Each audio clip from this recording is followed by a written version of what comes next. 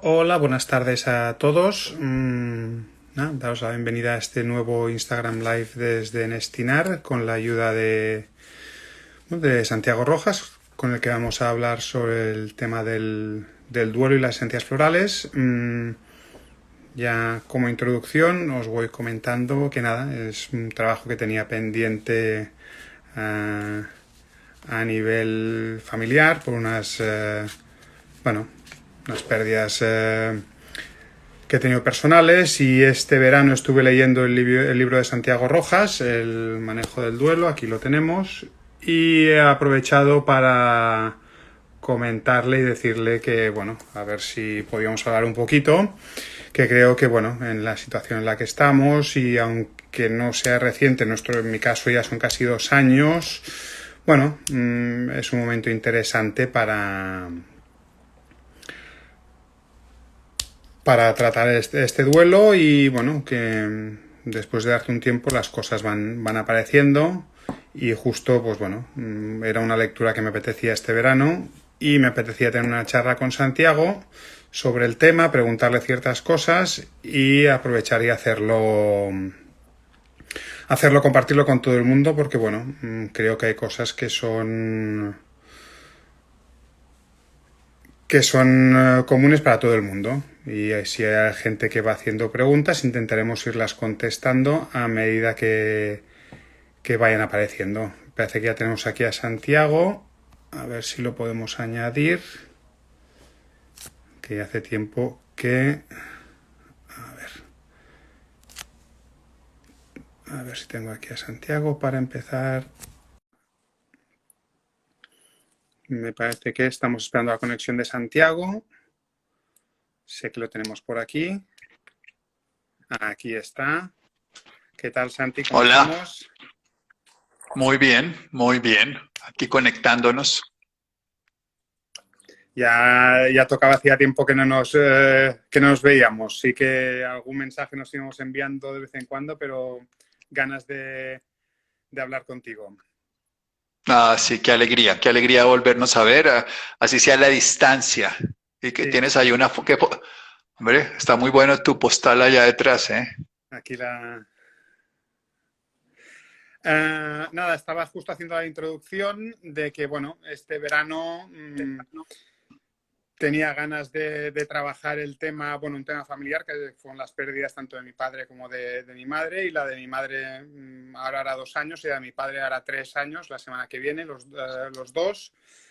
Y bueno, como no, apareció justo un libro que tenía pendiente de No, leer. sí, estoy terminando ese libro que va a ser para que lo Vale. mande en diciembre, enero. Ah, ese sí, pero el otro me refiero.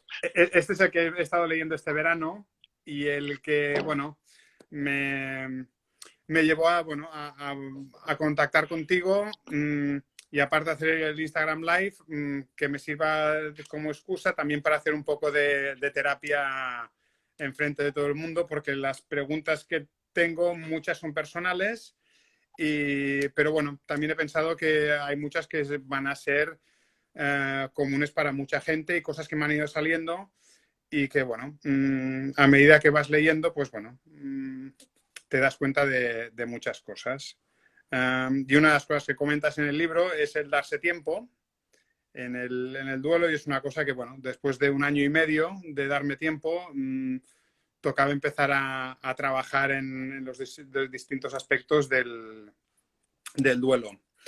La primera cosa que me sorprendió, o que más me impactó leyendo el libro, yo siempre, bueno, había leído a Elizabeth Kubler-Ross con las etapas del duelo, y bueno, muy famosas, todo el mundo habla de las distintas etapas del duelo, pero tú en el libro hablas de las tareas, y es una cosa que me gustó mucho, porque es un punto de vista distinto, no esperar que las cosas vayan pasando, sino que tomemos cartas en el asunto y que trabajemos en ello, y propones unas tareas. ¿Nos puedes hablar un poquito de las 4 tareas que describes en el libro? Claro, voy a decir algo también muy importante. Hoy es 13 de noviembre que mi pueblo, Armero Tolima, aquí en Colombia, se destruyó hace 35 años. Es un duelo que los que somos nacidos allá perdimos el pueblo y lo recordamos este 13 de noviembre. Por eso cuando me diste una fecha dije, unamos una fecha en que esté lo de Mica, mi abuela putativa, madre tuya, y que ella pues es mañana 14, pero estamos y yo 13 como un punto que nos hace recordar lo importante que es hacer un duelo. J. Worden, un psicólogo norteamericano de la década de los 80, empieza a describir ya que el ser humano, si se queda pacífico en el sentido de no hacer nada o pasivo, para decirlo mejor, pero no, porque esto es un proceso activo y no es un proceso pasivo, y se pone a esperar a que las cosas pasen, lo que único que va a hacer es guardar un duelo. Hay varios autores que dicen que un duelo es como una deuda que hay que pagar. Entonces, si yo no la pago, pareciera que se extinguiera, pero lo que hace es que crece como quien dice con intereses. Entonces él dice, lo pasivo de Elizabeth Kubler-Ross, Stephen Levine, todos estos personajes dicen uno lo primero que hace cuando una pérdida es que se revela, primero lo niega, no pasó, lo segundo se revela, luego negocia y luego se resigna, deprime hasta que acepta. Entonces lo que dice J. Worden es hagamos tareas. La primera tarea es aceptar que se perdió. Y aceptar que se perdió significa que uno acepta que este hecho ocurrió, pero aceptarlo tiene que ser en 3 niveles, lo que yo pienso, lo que yo siento y lo que yo hago. Entonces yo puedo pensar racionalmente que lo perdí, pero emocionalmente no he hecho esa aceptación y desde la actitud hago lo contrario, digamos en una novia, porque esto sirve para una pérdida también de un despecho, de un duelo afectivo. La sigo llamando, buscando, acosando, o lo puedo hacer también con cualquier cosa. El aceptar que se perdió es lo más difícil, pero lo más importante en un duelo. Y mientras uno no acepte la pérdida, pueden pasar 10 años y sigue estando ahí. No acepto que se haya ido. Eso se llama el duelo de la deuda. Seguimos como cobrándole a ese o a la vida lo que me pasó. ¿Y qué significa la segunda tarea? Que es la que hace que pueda ser la primera. O sea, aceptar que se perdió, debo expresar los sentimientos asociados a la pérdida. ¿Cuáles son los sentimientos asociados a la pérdida? Primero hay que decir que un pensamiento es una propuesta de mi cerebro con base en la memoria, o sea, es un recuerdo que yo pongo como una actividad frente a lo que estoy viviendo.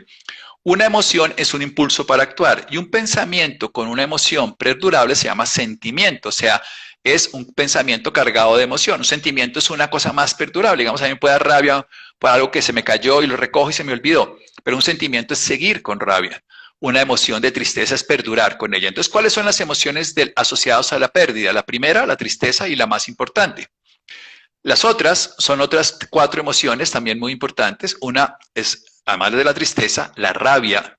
La otra es la culpa, que es igualmente si hubiera dicho, si no hubiera hecho. La otra es el apego, que es, y la otra es el temor. Estas emociones las tenemos todos los seres humanos frente a las pérdidas.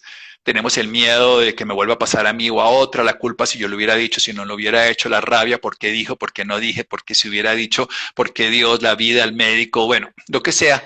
Y la tristeza como base fundamental de esta historia. Ahora, esas todas se consolidan dentro de algo que para mí es muy importante y es tal vez el quid de todos los asuntos, que es el sentido de la vida. Cuando uno se le muere a alguien, uno se cuestiona el sentido de la vida. O sea, los autores más reconocidos en el mundo dicen que si una pérdida no le toca a uno el sentido de la vida, no se resuelve. O sea, si uno no se cuestiona ante la muerte de la mamá el sentido de su vida, ante la muerte del papá, de la muerte del hermano o de algo que le importe, una pérdida importante, pues uno realmente no ha tocado su estructura, porque una pérdida importante le tambalea a uno. De hecho, cuando se mueren los papás, los que siguen somos nosotros, en tu caso y en el mío. O sea, ya estamos como que la lista ellos pasaron allá y nosotros nos pusimos al frente de la posibilidad. Entonces, es la primera pérdida del sentido de la vida es yo sigo en la lista. Cuando se muere mi abuelo, yo no sigo en la lista. Pero si se muere mi papá y mi mamá, yo ya sigo en la lista. Es evolutivamente. Sí. Entonces, en 20 o en 30 años, pero ya estoy ahí.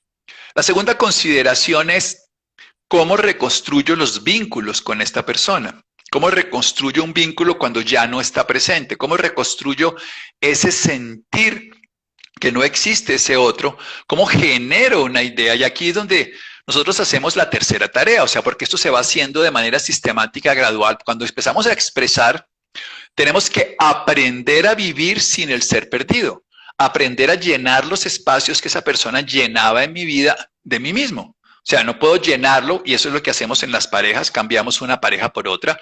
Se va Josefina y nos conseguimos a Clarita.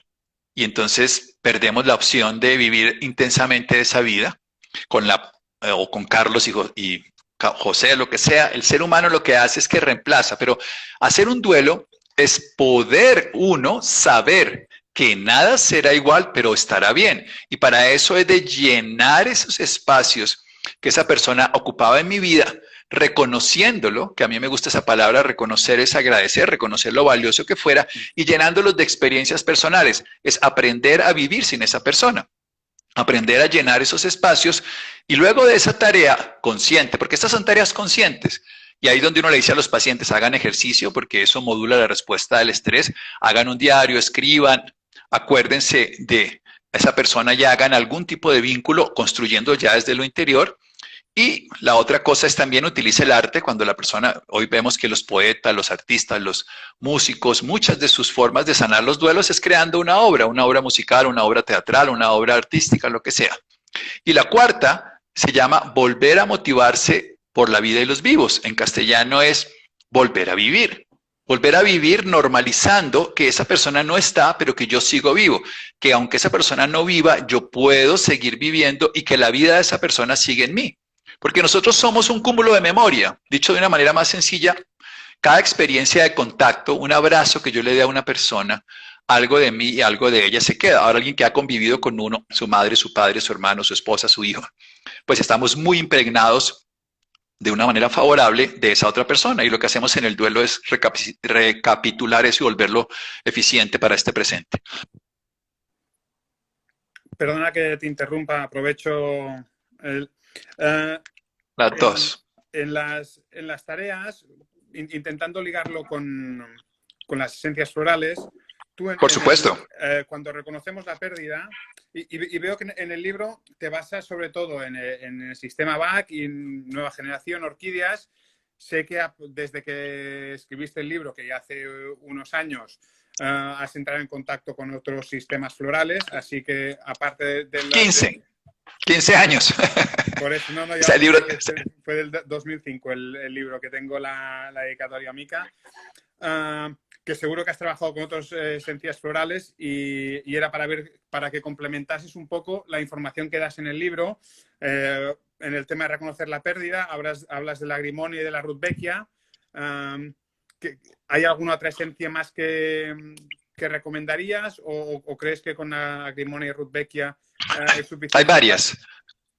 Digamos, a mí me gusta mucho y es el libro que viene en capilla, que va a salir por Nestinar, que es como que lo estoy escribiendo, terminando, pues, que se llama un libro de orquídeas colombianas, pero ahí hablo mucho precisamente de todas las pérdidas desde las orquídeas, porque las orquídeas tienen una cosa que para mí es muy bella, y es que lo hacen a uno entrar en uno mismo, le hacen a uno descubrir aspectos de uno, porque uno en un duelo, yo pues llevo trabajando el tema del duelo desde la década del 80, y lo único que puedo decir es que las experiencias de duelo le enseñan a uno más que las teorías, entonces ir experimentando. Yo estudié sobre cuidados paliativos en la década de los 90, me especialicé, hice todas estas formaciones académicas, pero la academia de la vida es mucho más poderosa y la academia de la muerte, para decirlo en el caso de las muertes de mi madre también, que ocurrió el año pasado, y de muchas otras personas que uno va acompañando, le muestran a uno el verdadero sentido de la muerte, que es darle valor a la vida. Esto suena un poco raro, pero si no hubiera dolor, no valoraríamos la vida porque haríamos daño, y si no hubiera muerte, no valoraríamos la vida en su intensidad y la desperdiciaríamos y la destruiríamos porque no nos moriríamos. Entonces, por eso, esa apreciación, las orquídeas funcionan muy bien. Pero yendo a las flores de Bach, porque siempre nos preguntan flores de Bach en países donde no hay orquídeas. En España hay orquídeas, en México hay orquídeas, en Colombia hay orquídeas. En el sentido de sistema floral, está en Estinar México, está en Estinar Barcelona y España, pues en toda España, y está Ciututuaba en Colombia, donde tenemos las orquídeas. Pero digamos, cuando uno la flor del duelo, las flores del duelo son básicamente tres. Las flores de la pérdida específica que nosotros tenemos es que meternos en hacer las tareas. Y la primera es la estrella de Belén, que es de Bach, que es la que nos ayuda a meternos en el proceso. La estrategia es darse tiempo y permiso, como tú dijiste al principio. La otra flor se llama espino blanco, que es de Nueva Generación, y la otra es nogal. Son como las tres flores básicas de todo el duelo. Estrella de Belén, espino blanco y nogal. Nogal y estrella de Belén son del sistema Bach. Estrella de Belén la consiguen en Star of Bethlehem, y nogal como walnut en inglés, para decirlo. Y el espino blanco, que es el espino albar, Crateagus oxyacantha, el nombre latino, no se consigue como VAC, pero se consigue en otros sistemas, en Nestinar, como digo, México, Colombia o Bogotá o España. Cuando nosotros tenemos muy claro que esa es como la base fundamental del manejo del duelo durante las semanas o meses que se requiera. A mí la flor que más me gusta del duelo de orquídeas, volviendo a las orquídeas, se llama orquídea de la alegría. Porque nosotros vamos a poder, la orquídea de la alegría es para poder despertar eso que se ha perdido, porque cuando alguien se va, sale la tristeza, se acaba la alegría. Y es poder despertar desde experimentar la tristeza a la alegría. Es a través de poder hacer un vínculo interno muy bonito. ¿Hay esencias de orquídeas en Argentina? Pues no lo sé. Supongo que sí, pero las que nosotros tenemos, ¿no has visto en Argentina? Bueno, pero por eso hablo de diferentes sistemas para no llenarlos a ustedes de simplemente ideas, sino que pueda ser práctico. Pero en las orquídeas, que se pueden, me imagino, se mandan desde Colombia también o desde España, los sistemas. La orquídea de la alegría tiene una función muy importante, como la orquídea del autoconocimiento, bueno, como cada una de las orquídeas en alguna faceta de nosotros. Cuando ya llegamos a trabajar las tareas, la primera orquídea, la primera flor que nos permite trabajar las tareas de Bach, voy a nombrar de Bach y no Bach y orquídeas para que tengamos como ideas así. De Bach está la grimonia, que la grimonia nos hace salir de la negación y nos hace meternos en la aceptación. Aceptar es ser honesto con lo que sentimos y verlo tal cual es. Aceptar no es estar de acuerdo con lo que ocurrió afuera, sino estar siendo honesto con lo que está ocurriendo adentro. Así de sencillo. Voy a explicarlo. Aparte de la grimonia en la aceptación, era una Rudbeckia. Aparte de Rudbeckia, como orquídea era una de las favoritas de mi madre, que era la Victoria Regia, para la aceptación de la muerte. Sí, ahí iba a llegar allá. Nosotros, sí, la Victoria Regia siempre es una flor que nos hable a comprender la dualidad vida-muerte. Nosotros los seres humanos tendemos a poner la vida y la muerte, pero en realidad no es la vida termina y la muerte, sino la vida y la muerte. La vida y la muerte están siempre coexistiendo en el mismo instante.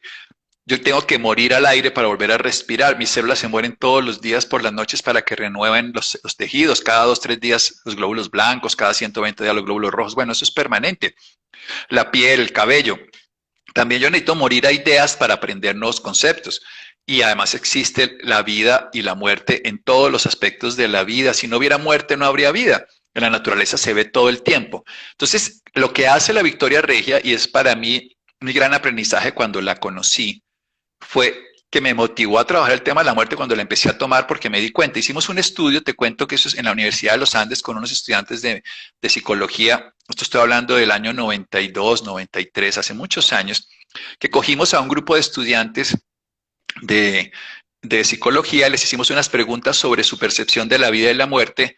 Lo hicimos durante un interrogatorio de unas encuestas con respuestas abiertas y cerradas. Lo hicimos para 2 grupos. A un grupo le dimos Victoria Regia, al otro grupo le dimos placebo, y les volvimos a cuestionar el mismo cuestionamiento a los 3 meses. O sea, le hicimos las mismas preguntas para ver qué había cambiado. Los de placebo no tuvieron ningún cambio frente a la muerte. 3 meses después, muchachos jóvenes, sanos. Era importante que las personas no tuvieran una experiencia de muerte en esos 3 meses, me refiero a una madre, un hijo, algo, porque evidentemente, bueno, hijo seguramente no tendría ninguna, no me acuerdo, pero que la idea es que porque hubo 2 pacientes que tuvieron experiencias de muerte, dos de los muchachos, y los sacamos del grupo porque evidentemente habían tenido un cuestionamiento, pues un cuestionamiento por experiencia. Y hubo un cambio significativo sobre la visión de la vida y la muerte en 3 meses de haber tomado la esencia en personas jóvenes no expuestas a la muerte, con el solo hecho de tomar la flor versus el placebo, que no sabían, obviamente no sabían, era triple ciego, los que tomaban no sabían, los que daban la esencia tampoco y los que investigaban tampoco. Y entonces el tomar la Victoria Regia lo que hace es que veas la dualidad vida-muerte y la puedas aceptar. Entonces ahí usó la Victoria Regia precisamente en la aceptación. Perfectamente, y era la flor, bueno, de tu madre le encantaba, además que fuimos a preparar una vez con ella allá al Amazonas y siempre que me acuerdo de la Victoria Regia es imposible no acordarme de ella, de Magda, en un viaje que hicimos allá al Amazonas, esto hablando de la década, yo no me acuerdo qué, 92 pudo haber sido. Sí, creo que eso fue 91, 92, hace muchos años. El caso concreto en la tarea. Ahora, viene otra tarea que es expresar los sentimientos. Recordemos cuáles son los sentimientos. Entonces, ahí tenemos 5 tipos de sentimientos.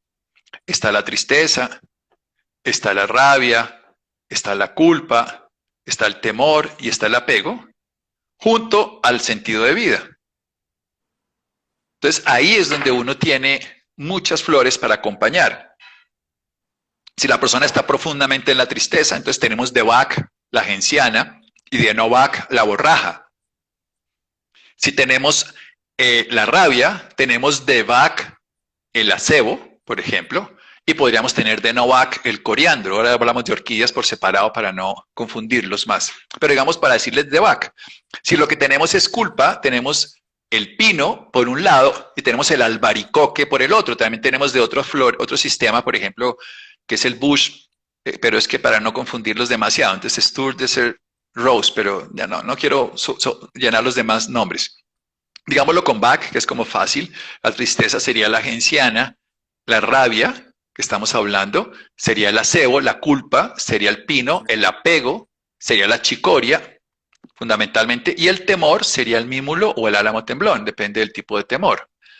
Entonces, para no dar más nombres, para no confundir y que la gente no tiene Bach y todo, bueno. A mí me gusta mucho, de todas maneras, la capacidad que tiene el ser humano de utilizar, aquí es donde yo las orquídeas pongo, por ejemplo, orquídea inspiración, porque la orquídea inspiración es usar la rabia para ser creativo, y eso es maravilloso, es la flor, la catella trae la orquídea colombiana, pero no quiero meterme con orquídeas, quiero dejarlos con Bach porque si no los dejamos muy confundidos a las personas. Ya hablaremos el año entrante con nuestro libro de orquídeas y haremos todas unas charlas. Volvemos sí, esto saldrá. Una de orquídeas solo y hablamos de todo, porque es que las orquídeas es un viaje al autoconocimiento no solo bellísimo, sino profundo. La orquídea es una flor que además el nombre viene de órquido testículo, que es la semilla de la vida, que precisamente se siembra. Yo siempre pienso, la orquídea es una semilla que se siembra en mí y renace una nueva vida, porque he sembrado algo nuevo, en mi nuevo terreno, en mi ecosistema biológico. Entonces es muy bonito ese símbolo, pero volvamos al asunto. Entonces, si yo estoy en la segunda tarea, yo he de manifestar esas emociones. Entonces, la genciana me ayuda a la tristeza. Hay gente, yo tengo varios pacientes que le dicen a uno, yo no puedo llorar. Y llorar es biológicamente, sobre todo cuando el duelo nos supera y la persona está acongojada, llorar es una liberación. Si yo tengo una máquina totalmente cerrada con una válvula tapada y yo las libero es porque lloro. Libero toda la tensión que está atesorada. Me gusta mucho, no digo me gusta mucho llorar, sino me gusta mucho que uno pueda llorar. Si la gente puede llorar, es mucho más sano. Si no necesita llorar, pues no. Pero las personas pueden sentir eso, que estoy aquí, que no lloro, y de pronto, ¡bah! Esa llorada es fabulosa. Tercero, culpa. El pino es la flor de la culpa. La tristeza es la genciana, la rabia el acebo, bueno, la segunda entonces. Porque a uno, hay una cosa que es muy importante en el duelo que uno a veces le tiene que hacer esta pregunta. Hoy se la hacía yo a una paciente. A usted, hágase esta pregunta cuando tenga este sentimiento persistente. Recordemos que una emoción con un pensamiento perdurable se llama sentimiento. Si usted tiene rabia todo el día, ¿le es útil? ¿Para qué le es útil esa rabia? Digamos, hay momentos en que la rabia es útil si yo la uso. Para hacer ejercicio la rabia es súper útil porque me dan ganas, uno tiene rabia y se levanta, se mueve, activa. Pero la rabia para quedarse uno sentado renegando y sufriendo y maldiciendo no nos sirve de nada. Entonces ahí la acebo lo que hace es que yo puedo usar la rabia y si esa rabia se vuelve un resentimiento permanente frente a la vida, los hombres, los médicos, Dios, lo que sea, la flor de Bach es el sauce, willow en inglés, el acebo es holly en inglés. Esto queda grabado en Estinar, o sea que si quieren queda la clase completa y por eso doy tantos nombres.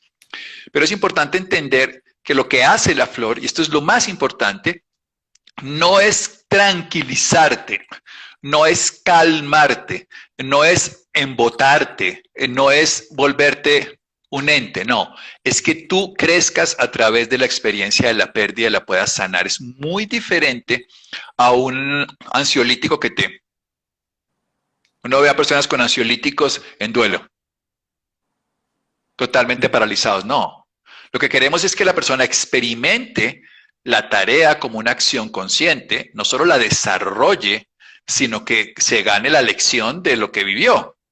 Y es que el duelo es la experiencia más difícil a la que tengamos en la vida, cualquiera de los 8 tipos de duelos que hay, y es la experiencia más transformadora cuando la elaboramos o la más limitante. Un duelo es, para muchos grupos orientales, un duelo es el nudo que hace lo que tiene un bambú cuando crece. No puede crecer si no entra el nudo. O sea que uno deja de crecer en los duelos, pero puede crecer más después de elaborarlos. Así funciona. Entonces las flores lo que hacen no es que yo me embote, sino que pueda experimentarlo de una manera consciente y avanzar. Si tengo temor, hay un temor, si es un temor a morir, entonces el álamo temblón, que decía, me puse en la lista, pero si es un temor a vivir, es el mímulo. O sea, no quiero volver a vivir, es la vida no tiene no sé qué, o me quiero morir, o tengo, entonces ese es mímulo, y tengo miedo a morirme, eso es un álamo temblón. Y los miedos el miedo a la muerte o a ese desconocido, ese miedo... Ese es el álamo temblón. El álamo temblón. Aspen en inglés, sí, Propulus temula es el nombre latín. Álamo temblón, aspen. Y el quinto, la quinta esencia se llama, la quinta síntoma se llama el apego.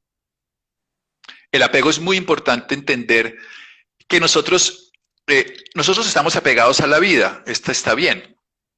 El tema fundamental, y a veces la gente dice se desapegó completamente, a mí también me sigue gustando la chicoria, porque lo que está haciendo la persona es seguramente inhibiendo su relación con la vida.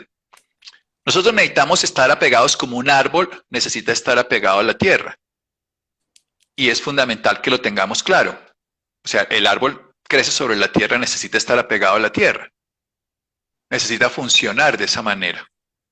¿Cuál es el punto fundamental? Es que nosotros tenemos que estar apegados, pero ser capaz de desapegarnos. O sea, respirar, apegarnos a la vida, soltar, desapegarnos.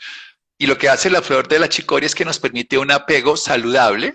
No es la persona que se muere y se desapega totalmente en el sentido de que se aísla por allá, se pone a llorar y no vuelve a meterse, porque recuerden que la cuarta tarea es volverse a motivar por la vida de los vivos. O sea que uno necesita soltar, coger otra realidad, soltar, coger otra realidad, y ese es el juego de la vida 24 horas al día. En este caso la flor nos ayuda. Y ahí es donde nos metemos en la tercera tarea y ahí es donde aparece el aprendizaje. Son flores de aprendizaje, que hay muchas. Este es como el lugar donde yo más insisto, porque las primeras, las tareas no son tareas que yo hago uno, empiezo la segunda, empiezo la tercera, sino que voy construyéndolas. Yo siempre lo digo, las tareas son todo el tiempo, solo que tengo más énfasis en una. Es como cuando uno estudia en el colegio, a veces tiene más tareas de matemáticas, otras de geografía, historia, lenguaje, pero a veces está haciendo una más que otras, pero siempre está haciendo todas. Entonces uno está aceptando para lograr expresa, y cuando expresa aprende a vivir sin el otro y vuelve a motivarse por la vida, y eso se va dando gradualmente hasta que uno termina el curso intensivo de la vida que se llama Aprender de las Pérdidas. Porque en un duelo es aprender uno, en últimas, el resumen del duelo es normalizar la vida gracias a que uno aprendió a seguir disfrutando la vida aún sin el otro. ¿Por qué? Porque construyó un lazo profundo interno donde la tristeza fue el camino, la gratitud el proceso y la liberación, que es el amor, el resultado. Se construye. ¿Cuánto se demora? Bueno, se demora el tiempo que se tenga que demorar, darse tiempo y permiso. Lo del tiempo me parece muy antipático. ¿Por qué? Porque uno termina limitando a las personas como que es que usted ya debería, es que usted ya debería, es que usted ya debería. Bueno, cada uno tiene su tiempo. Hay gente que hace una cosa a una velocidad y otra a otra. Yo no creo que el tiempo sea algo importante, sino hacerlo completo. Hay obras de arte que se demoran años en hacerse y son perfectas, y hay obras que son inconclusas porque nunca se desarrollaron y se intentaron hacer muy rápido. A ver, Santiago has hablado del temor, el apego, la culpa, la rabia, y luego, bueno, hay el quinto factor que decías, la pérdida del sentido de la vida. Y en el libro son tristeza, rabia, culpa, temor y apego, ¿no? Son las 5. Y hay luego hay el sentido de la vida, que hablas de las 3 orquídeas, que es una combinación... Sí, bueno, que a mí me gusta mucho. A mí también. Bueno, a mí me gusta el ser superior, orquídea de alegría y orquídea del color. Son las flores que... A mí me gusta mucho la orquídea del ser superior, porque Y esa es la que nos mete en el siguiente sistema, ya que tú quieres que yo hable de orquídeas y yo como guardando el tema, pero bienvenido, yo hablo de lo que quieras. La orquídea del ser superior es una orquídea que nos permite precisamente colocarnos en otra visión de lo que nos ocurre, salirnos de esa pequeña limitación de a mí me pasó.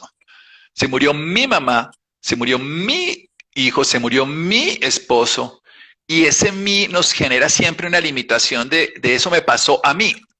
Y es como ver que eso ocurrió, no es negarlo, ¿eh? Estamos saliéndonos de la negación hace rato con la primera tanda de aceptación, pero es no limitarlo como que es contra mí lo que ocurrió, a mí es la que me pasó, y saber que ocurrió, que es un hecho, que me duele, pero que no está limitado a mi pequeño espacio, sino que es una expresión de la vida y que ocurrió.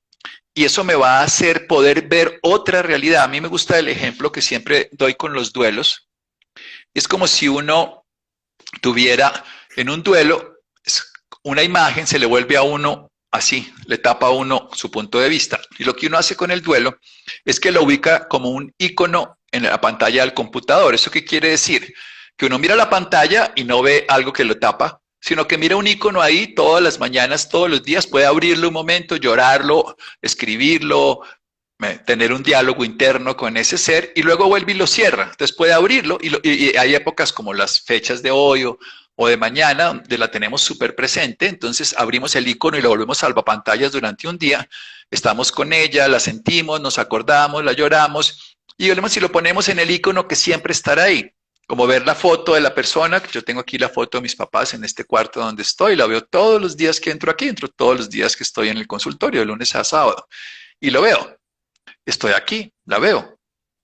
No me genera dolor, me genera gozo, me genera alegría ver ese icono, y a veces lo abro. Entonces me acuerdo de cosas y pienso de ellos y todo. Bien, esa es la idea precisamente.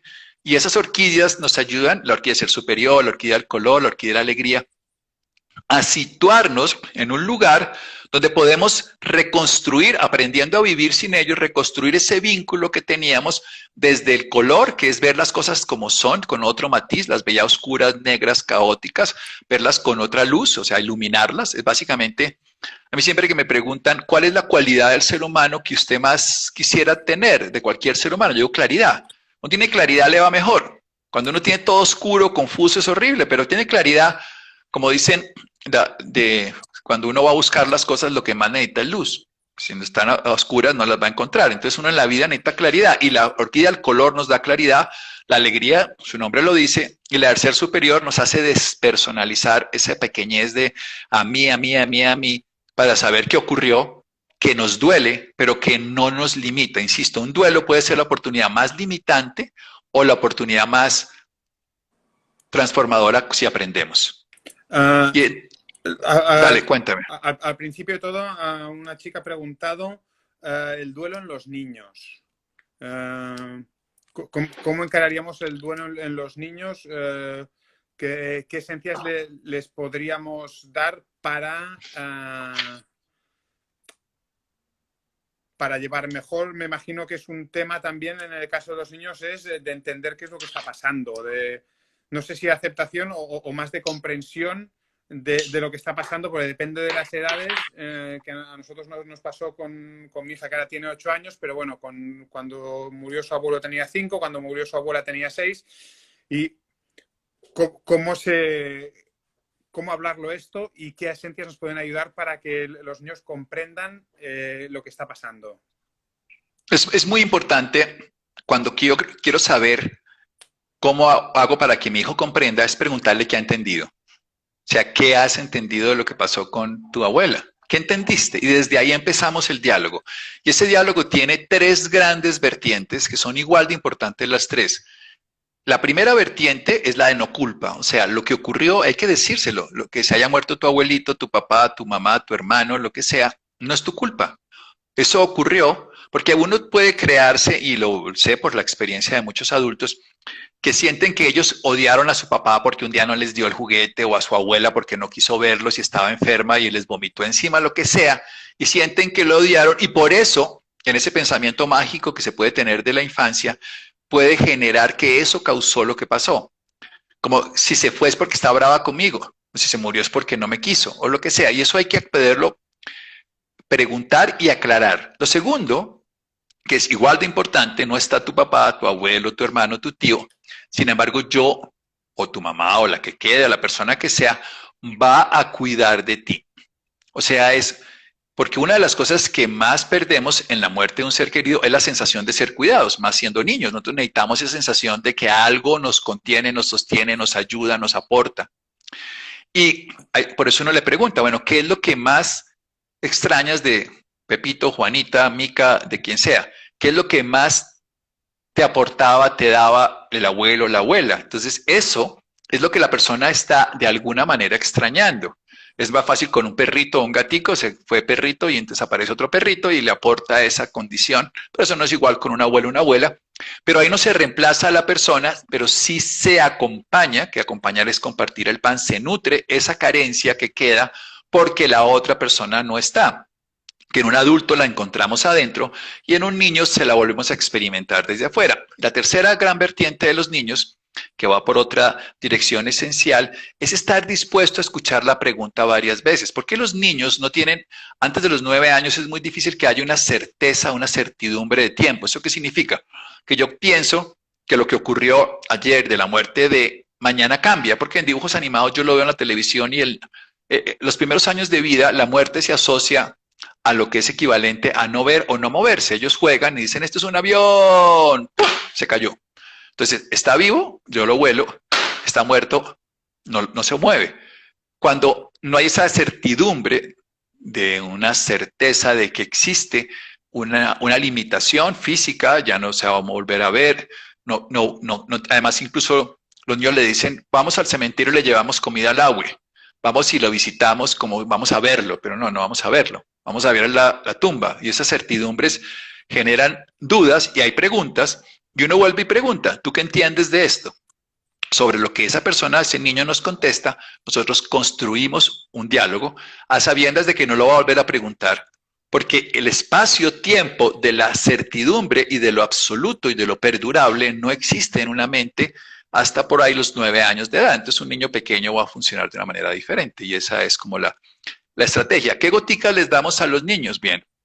A mí me sigue gustando profundamente Espino Blanco, Estrella de Belén y Nogal en términos generales, adulto, niño, anciano, sano o enfermo, porque la Estrella de Belén, el de Bach, nos pone en relación con la certeza de lo que ocurrió a nivel de nuestra capacidad de comprensión, con la adaptación a los cambios que va a haber internos y externos en mi cuerpo y en la socialización, que ya no lo veo, que me cambiaron de casa, que ya no dejamos de ir al hospital como era todo el plan de todos los días, lo que sea, y el espino blanco es evitar, que esto es muy importante que no lo dije, pero es evitar el deseo de muerte. El espino blanco nos quita la sensación de querernos morir cuando se murió alguien, que es una situación natural. Como pierdo el sentido de la vida, mi idea fundamental es, pues mejor me muero yo antes de volver a vivir la experiencia de que se me muera alguien, porque duele tanto, es tan doloroso la muerte de mi padre, de mi madre, de mi hermano, que yo prefiero morirme antes a que me toque volver que ahora se me muera el otro, se me muere una madre, se le muere un hijo, por ejemplo, y dice, ya esto no lo vuelvo a soportar. O sea, conozco una maravillosa mujer que ha escrito un libro y yo se lo prologué. Aquí en Colombia, por ejemplo, que murieron 3 hijos. Esto evidentemente es indeseable para cualquier persona, pero es una realidad. Y ella ha podido crecer incluso.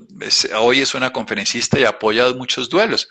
Tengo madres que se les ha suicidado hijos y se vuelven terapeutas. O sea, quiero decir, una experiencia tan dolorosa o te limita o te catapulta. Entonces, el duelo es la experiencia y en los niños que no se queden con las limitaciones del duelo, esas goticas funcionan. Ahora, ya vendría uno a ver cualquiera de los estados emocionales. Si lo que hay es miedo a que se le aparezca el abuelito o el muerto y lo coja a los pies y no lo deje dormir, eso es álamo temblón.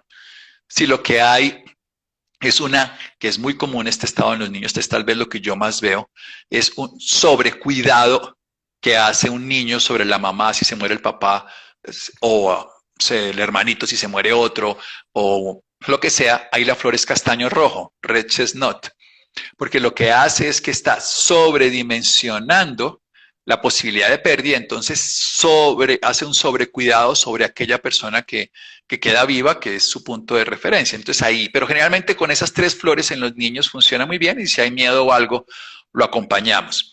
Hemos hablado de la tercera tarea, que es volverse a motivar por la vida de los vivos, ¿no? Has hablado del espino blanco, la desmotivación. Una de las cosas que tenía anotadas eran los ancianos, sobre todo, bueno, en las parejas de gente mayor. Cuando se queda uno solo, claro. Exacto, ahí es donde el espino blanco podía entrar en... Es perfecto, es perfecto. Dame un segundo, Víctor, que me están diciendo una cosa. Dame un segundo. Bueno, a todos aquellos que estáis preguntando, la conversación la vamos a grabar.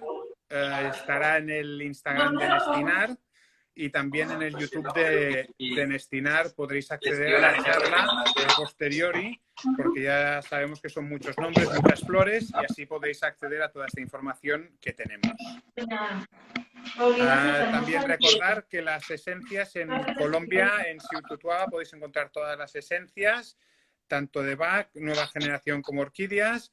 En México, en Nestinar México, y en España, Portugal y Europa, en Nestinar. Europa, eso está muy bien. Sí, en toda Europa. Europa. Hacemos envíos en toda Europa. También recordar que en Nestinar tenemos nueva página, es nestinar.online, para hacer vuestros pedidos, que estrenamos página y que estamos muy contentos de finalmente estrenar página. Y habíamos hablado con Santiago antes de la interrupción de esos abuelos que, bueno, que es un caso muy típico de que cuando se muere uno, el otro pierde ese sentido de la vida y, bueno... tiene esa falta, ¿no? Ahí está el espino blanco, sí, ahí está el espino blanco, que es fundamental, nogal, estrella de Belén. Esa es una mezcla muy buena a cualquier edad, por eso decía de niño a adulto mayor, lo que quieran ponerle de edad, de tiempo, de salud. Y además que evita, que es que la ideación de muerte, que es, porque cuando se le muere a una persona, a ver, hay 8 tipos de pérdidas. Cuando uno pierde una pérdida, no pierde una, pierde perder 2 o 3. Una se llama la pérdida relacional, que es por muerte, separación o abandono. Puede tener una pérdida ambiental, el espacio, y si la persona se le muere a alguien, se le cambia porque las personas hacen parte de nuestro espacio, de nuestro paisaje, quiero decirlo en mi imagen mental. Ellos son mi grupo, mi familia, mi aporte, mi soporte, mi apoyo, mi amor, mi lo que sea. Y ese mí es el que está ahí sintiendo que se le fue, eso es ambiente también. Perdemos objetos a veces cuando se van las personas. No digo que la persona sea un objeto, sino que en el sentido de, a veces hay separaciones y perdemos objetos y cosas, también hay un duelo allí. Perdemos futuro, que eso es muy importante. Mi proyección de vida con esa persona se cambia. Yo tenía esta idea 30, 40 años así, ¡pum! ¿Qué pasó? También perdemos partes de uno mismo, que uno hace un duelo. Hay una cosa que con los duelos parentales, sanguíneos o de pareja, uno siente que algo de uno se muere adentro y eso es biológico porque hemos estado compartiendo permanentemente con esa persona. Y luego también podemos tener otras pérdidas que son de habilidades. Podemos perder caminar, hablar por una enfermedad.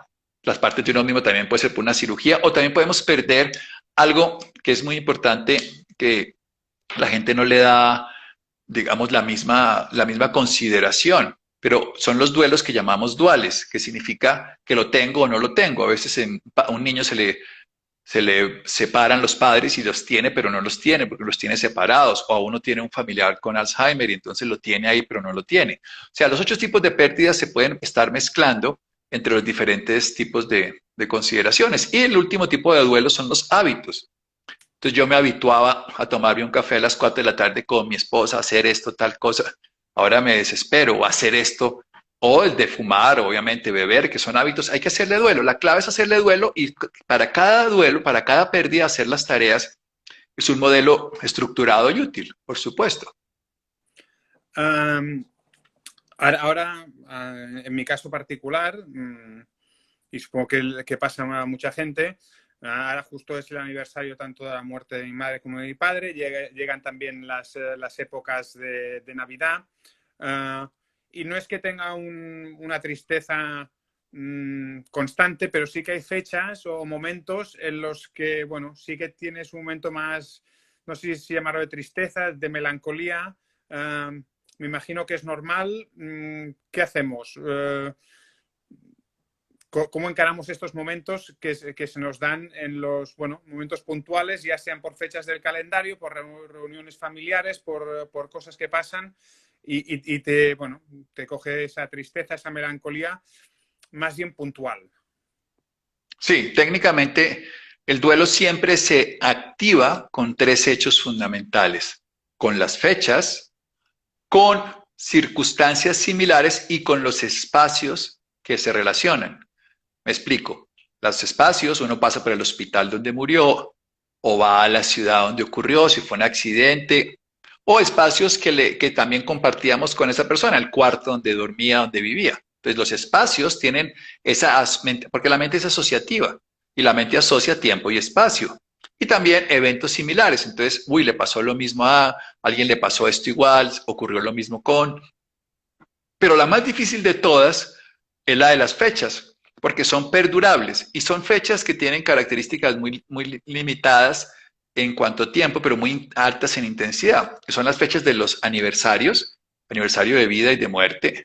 O sea, de vida quiero decir el cumpleaños y el de muerte, pues la fecha de muerte.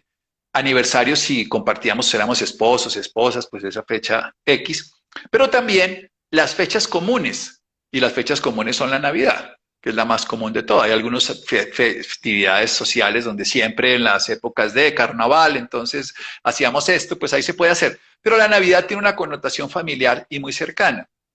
¿Qué hacer? A mí me gusta siempre ritualizarlo. Uno de los puntos más importantes es que tenemos que ritualizar la vida para poder honrar la vida y en este caso ritualizar la vida compartida. Entonces, hacer actos donde uno honre la presencia de esa persona, en lugar de no queremos hablar del fallecido, más bien extraigamos a nuestro momento el fallecido para que reconstruyamos una memoria y un vínculo en esta nueva condición. En lugar de no nombremos al que no está, como ocurre en una separación, eso lo entendería, pero en un caso de muerte es integrémoslo a los rituales, incluso, y lo digo por la misma experiencia el año pasado con mi mamá en la Navidad, ella le encantaba hacer esto, que él hacía esto, que no sé qué, y es eso traerlo al mundo de nosotros genera un vínculo muy distinto porque en lugar de, a ver, pasar una Navidad sin esa persona y no tratando de recordarla, ignorarla, no quererlo ver, es algo que tenemos que pasar. Entonces es mejor pasarlo conscientemente. Entonces llorar un rato, reírse un rato, porque ella estaría diciendo ahorita que no pusiéramos esto, que el vino no fuera así, no, que la champaña no, que lo hubiera, pero que no le hubiera gustado que yo hubiera puesto aquí, ese lo hubiera hecho no sé qué. Y esa es la forma de traer el valor presente honrando y homenajeando la vida compartida. Y en ese momento la lloramos y en ese momento la disfrutamos y en ese momento la volvemos una parte de nuestra nueva realidad, normalizando el vínculo, actualizando, yo lo digo en un lenguaje muy simple, la app del simple de la tecnología. Ahora, si hacemos una actualización de la app de esa persona que está en nuestra pantalla, nuestro icono, pero lo actualizamos a valor presente, donde integramos la nueva realidad y donde los recuerdos se vuelven parte de nuestra cotidianidad y donde se vuelven además experiencias que en el primer duelo son dolorosas, en el segundo son entre dolorosas y transformadoras y en el tercero son muy agradables. Porque ya la tercera vez que uno la recuerda, la tercera época, insisto, fechas, que uno la recuerda, ya la recuerda las cosas buenas, ya no hay, hay una distancia con el dolor de su muerte, de su sufrimiento, de su experiencia, y ahí es un recuerdo genial de otras épocas, estuviera así, no sé qué, tal cosa, mi mamá diría, estaría aquí, no sé qué, tan chévere que eran las navidades con, hacíamos esto, pum, pam, pam, pam. Y eso es la forma de hacerlo, honrar, ritualizar, traer a valor presente, en el valor de nuestros sentimientos y emociones, la vida compartida que gracias a la vida pudimos tener.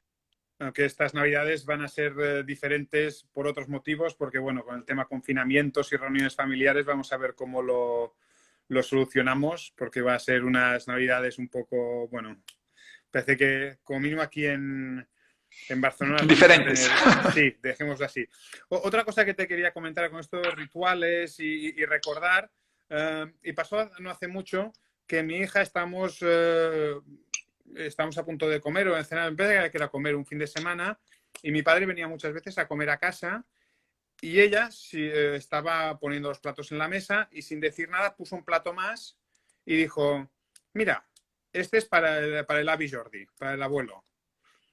Como haciendo como una broma, sabiendo que no iba a venir y sin...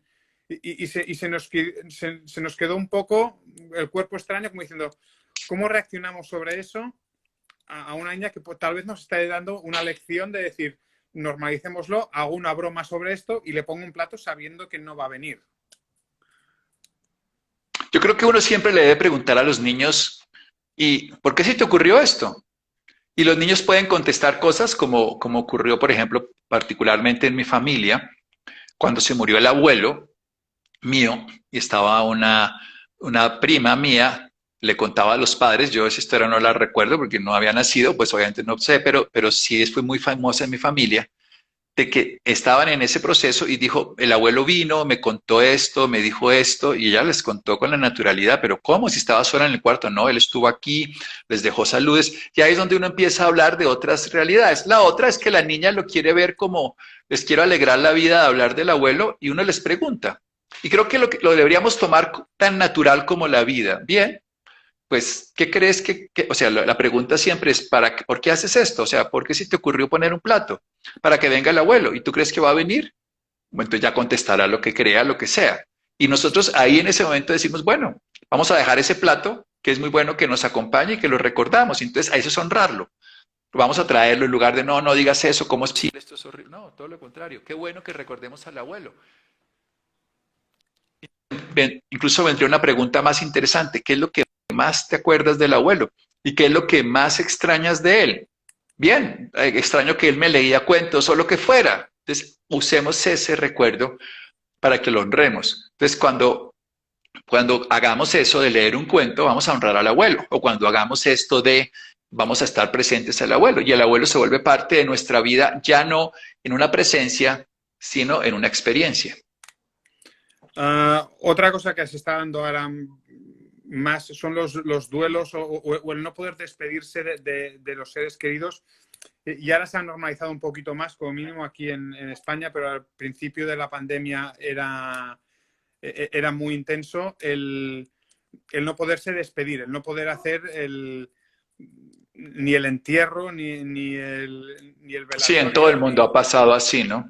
Entonces, bueno, hay gente que habla de hacer un ritual, ahora pasó la festividad de Todos los Santos, el Día de los Muertos, que era un buen momento pues para poder hacer un ritual, para poder despedirse de la gente.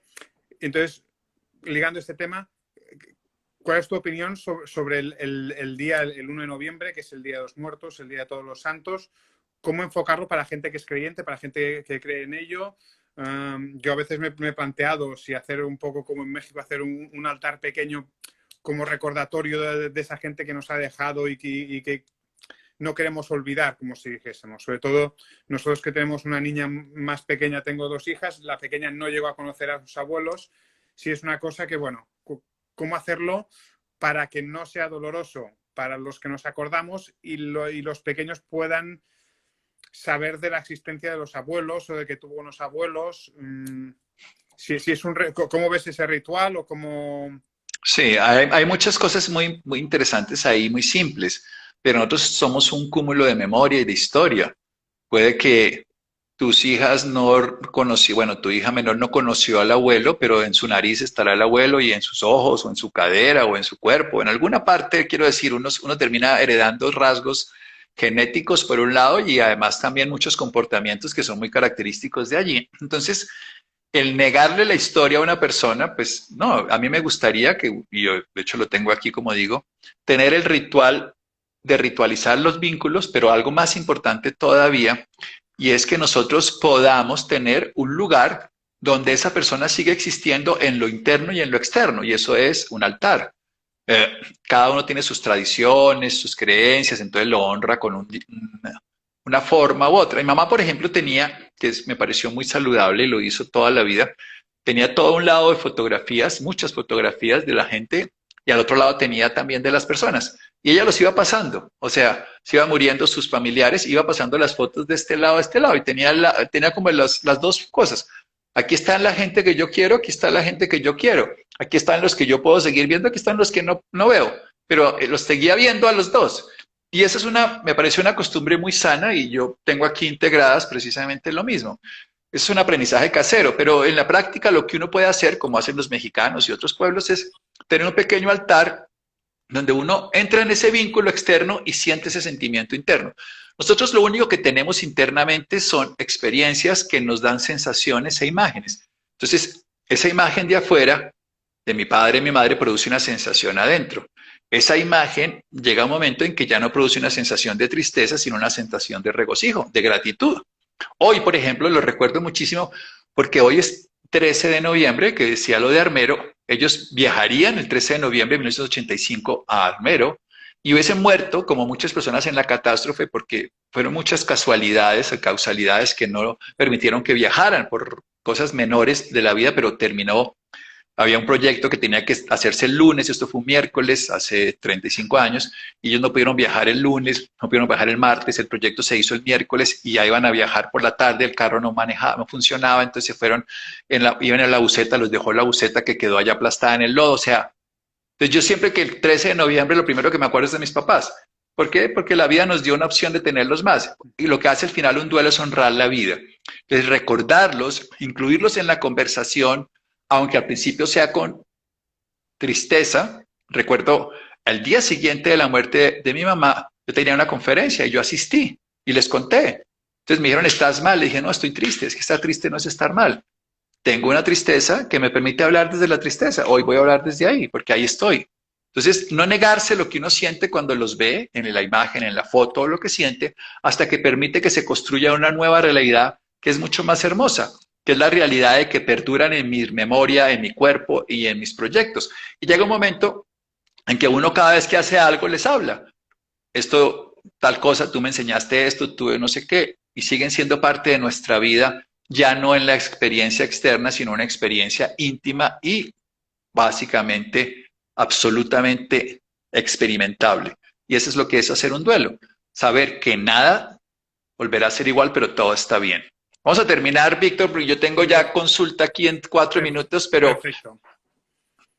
La última cosa para decirles es, hay un duelo que se llama el duelo de la deuda, que es lo que estamos quitando con esto. El duelo de la deuda es yo te cobro a ti que me sienta mal porque te fuiste. Cuando yo no asumo que lo que me siento mal es por mí mismo. Entonces, ¿cómo hago para hacerlo? Experimento mi dolor, pero voy y encuentro precisamente la gratitud a través de la tristeza de todo lo que me dejó esa persona en mi vida, o sea, esa madre que me sostuvo, ese apoyo que me dio, ese complejo que yo tenía, que ella me subsanó, todas esas cosas, y es desde la gratitud donde yo puedo experimentar la vida. Todas las goticas, ojalá vuelvan a oír el video, porque el live tiene mucha información que lo pueden empezar a usar. Cuando, Sí. dale, alguna pregunta y la terminamos con eso. No, era solo para recordar que el live lo tienen en el Instagram de Nestinar, queda colgado, y también quedará en el YouTube de Nestinar. No sé si en tu Instagram también queda, Santiago, no estoy... Pues no queda, pero si yo lo puedo de todas maneras, si lo hago, Bueno, apenas tú lo cuelgues, yo lo paso a mis historias y ahí entonces lo pueden ver. vale. Y así ya queda toda la información. El siguiente nos emplazamos, Santiago, cuando tengamos el libro y hacemos un intensivo de orquídeas. Me das un poquito de tiempo para que me las estudie bien. Seguro. Y para que pueda estar. Y nada, recordar avisar a los demás que el miércoles tenemos otro Instagram en Nestinar con Mimón de Trembling Lights, que son unas esencias que vamos a empezar a vender en Nestinar, y estará ella hablando de las esencias, así que quien quiera escuchar, aprender más sobre las esencias de Mimón de Trembling Light, y los que no, pues podéis seguir con Santiago Rojas, que tiene Instagram, si no diarios, casi a diarios, y sí. Siempre tan interesantes como este, o más. Un abrazo, mi querido Víctor. Venga, saludos allá a Teresa y las chicas. Muy bien. Un adiós. Saludos Chao. a la familia. Chao, gracias.